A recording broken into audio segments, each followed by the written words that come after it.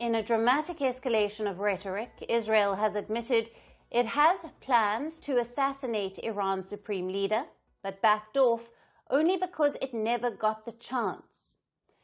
In a series of primetime interviews, Israeli Defence Minister Israel Katz said Tel Aviv actively planned to eliminate Ayatollah Ali Khamenei, calling it a target of opportunity that never came. The Israeli minister said if the country's forces had spotted Khamenei during the 12-day-long war, they would have had him killed. Now, Katz claimed that Khamenei went very deep underground and broke off communication with military commanders, leaving Israel with no clear strike window.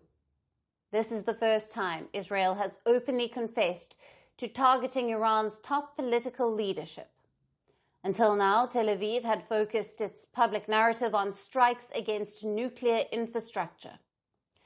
Katz also claimed Khamenei's supposed fear was visible and compared his current state of supposed hiding to that of the slain Hezbollah chief Hassan Nasrallah, who was killed in an Israeli strike last year. The Israeli Defence Minister said the country did not wait for US approval to launch such an operation. He added that Tel Aviv now has a green light from the US President Trump to strike Iran if its nuclear program shows progress.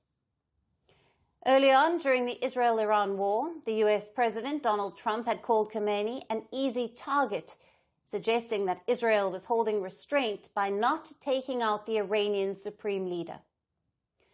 Following the 12-day conflict, a US-backed ceasefire took hold earlier this week, and Tel Aviv has made it clear that any attempt to strike Khamenei is now off the table.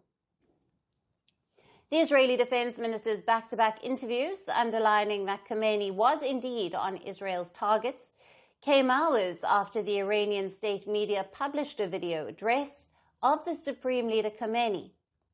Khamenei described the ceasefire as a victory for Iran, claiming Tel Aviv was, quote-unquote, crushed under the blows of Tehran's counter-strikes.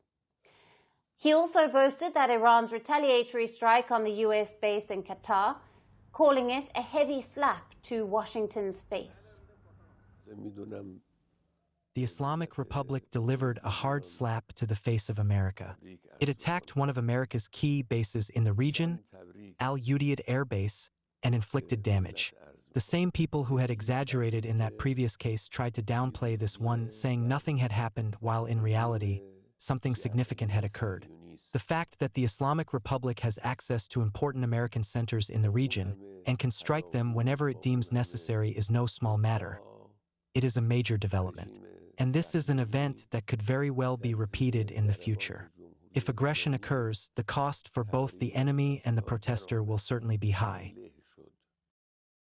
With the ceasefire barely holding, Israel's revelations have cracked open a new diplomatic fault line.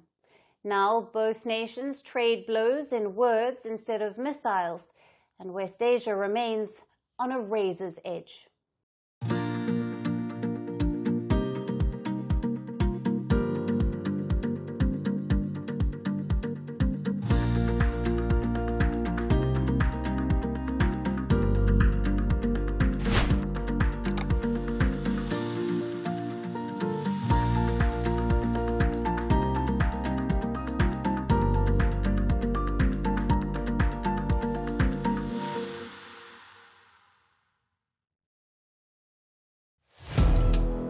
Firstpost now available in 9 languages on YouTube. English, $36 trillion. French, Le FMI, comme German, Geschäftsführenden Direktor, Hindi, $30 trillion ka kaiju. Indonesian, Pemerintah tanpa pemeriksaan. Italian, Sekali radikali. Japanese, 4 兆ドル以上も Portuguese, por causa do próprio balanço patrimonial. Spanish. Beautiful bill. Go to Settings, click on Audio Track and select a language of your choice.